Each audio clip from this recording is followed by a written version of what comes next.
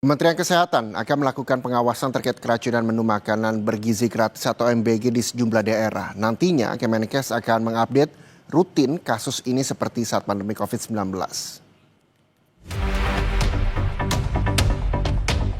Rapat lanjutan koordinasi penanggulangan KLB keracunan makanan bergizi gratis digelar Kamis 2 Oktober 2025 di Gedung Adiatma Kementerian Kesehatan Jakarta. Usai rapat koordinasi, pemerintah menggelar konferensi pers. Menteri Kesehatan Budi Gunadi Sadikin bilang, Kementerian Kesehatan akan menyampaikan perkembangan kasus keracunan MBG ini setiap hari, seperti saat pandemi COVID-19. Update angka kasus ini akan terintegrasi melalui puskesmas maupun dinas kesehatan. Jadi kalau teringat ini seperti teringat COVID dulu. Ya. Tadi yang kita bicarakan khususnya dari pengawasan adalah kita ingin melakukan standarisasi dari laporan dan angka. Ya. Tadi sudah disetujui bahwa kita akan menggunakan angka sistem laporan yang sekarang sudah terjalin untuk keracunan pangan dari Puskesmas, Dinas Kesehatan, dan Kementerian Kesehatan. Angka-angka itu setiap hari ada, setiap minggu ada, dan nanti angkanya akan dikonsolidasikan bersama antara Kemenkes dan BGN. Menanggapi permintaan moratorium program makan bergizi gratis dari sejumlah pihak, menyusul marak kasus keracunan MBG di berbagai daerah, Kepala Badan Gizi Nasional, Dadan Hindayana, menegaskan Presiden Prabowo Subianto masih memerintahkan BGN melakukan percepatan program MBG. Dadan menyebut saat ini investigasi masih berjalan untuk menelusuri kasus keracunan. Perbaikan fasilitas terus dikebut untuk memastikan program tetap berlangsung seperti biasa. Yang terkait dengan kegiatan MBG, saya tetap diperintahkan oleh Pak Presiden untuk melakukan percepatan-percepatan karena banyak anak, banyak orang tua yang menantikan terkait kapan menerima makan bergizi gratis. Di luar perintah itu saya tetap melaksanakan kecuali nanti Pak Presiden mengeluarkan perintah lain. Terima kasih. Sementara prihatin dengan KLB keracunan MBG, Ikatan Dokter Anak Indonesia menyampaikan surat terbuka untuk Badan Gizi Nasional. IDAI menyebut MBG sejatinya bertujuan mulia untuk meningkatkan status gizi dan kesehatan anak Indonesia. Namun kejadian keracunan ini terus berulang dalam jumlah ribuan, yang justru menimbulkan risiko serius bagi keselamatan anak. Selain itu, dalam surat tersebut, IDAI juga mencantumkan sejumlah poin yang penting dievaluasi oleh Badan Gizi Nasional. Salah satunya, perlu disiapkan prosedur mitigasi kasus keracunan yang melibatkan sejumlah pihak. Tim Liputan, Kompas TV.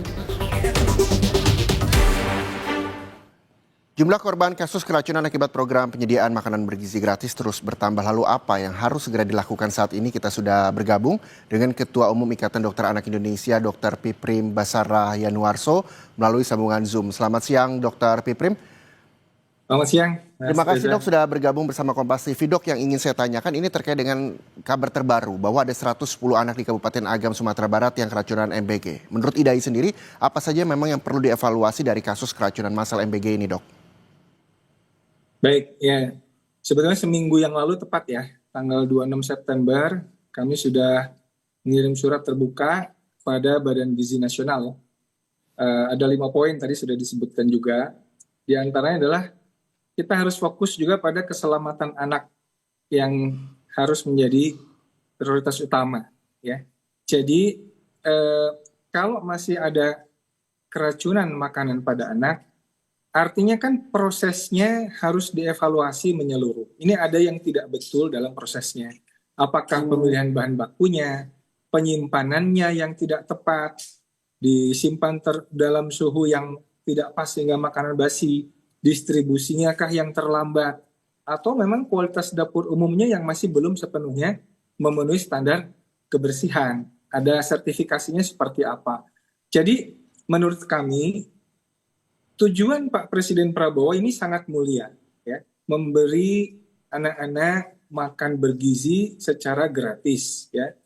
Dan dalam catatan saya, Pak Presiden selalu mengatakan ini anak-anak yang dikasih makan yang biasanya makan nasi dengan garam, gitu ya.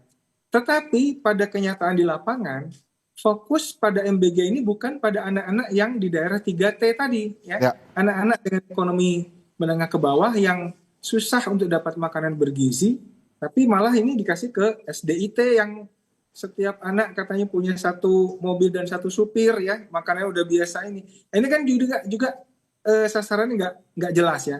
Tetapi bagi kami IDAI, satu anak keracunan itu sudah merupakan masalah besar, ya. Kita tidak pernah menganggap anak itu cuma 1%, 0,1% yang keracunan.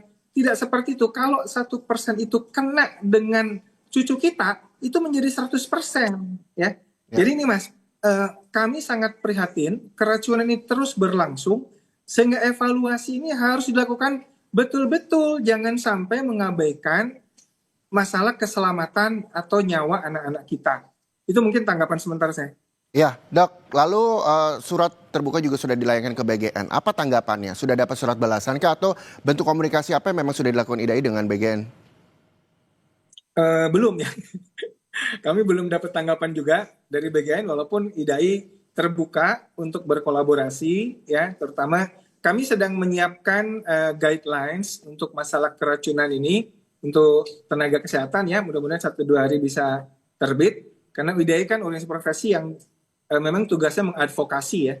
Tapi kami menghimbau bahwa ini sudahlah, stoplah keracunan ini gitu, ya. Jangan ada lagi itu. Apapun caranya, karena ini kan tanggung jawabnya pemerintah BGN, ya. Kalau kami ini parameternya adalah stop keracunan makanan saat ini juga, jangan ada lagi keracunan makanan. Kira-kira itu intinya, Mas. Bagaimana caranya? Silakan pemerintah melakukannya dengan sebaik-baiknya. Yang penting jangan ada lagi korban keracunan makanan lagi, gitu. Sebagaimana pemerintah bisa melakukan atau meniadakan kasus keracunan ini? Apa yang bisa disampaikan IDAI untuk pemerintah ketika memang belum dapat balasan dari BGN sendiri? Mungkin siapa tahu dari perwakilan BGN bisa mendengarkan dialog kami hari ini. Dokter, bisa disampaikan memang apa yang memang perlu dievaluasi, dari segi apa, dan seberapa jauh sih nantinya harapan dari IDAI bahwa tidak ada kasus keracunan lagi untuk program MBG ini? Iya kan, sebetulnya kalau pengelolaan makanan itu kan ada standar keamanan pangan, ya. Ada HACCP itu kan, ya. Kita udah paham lah hazard assessment itu, ya.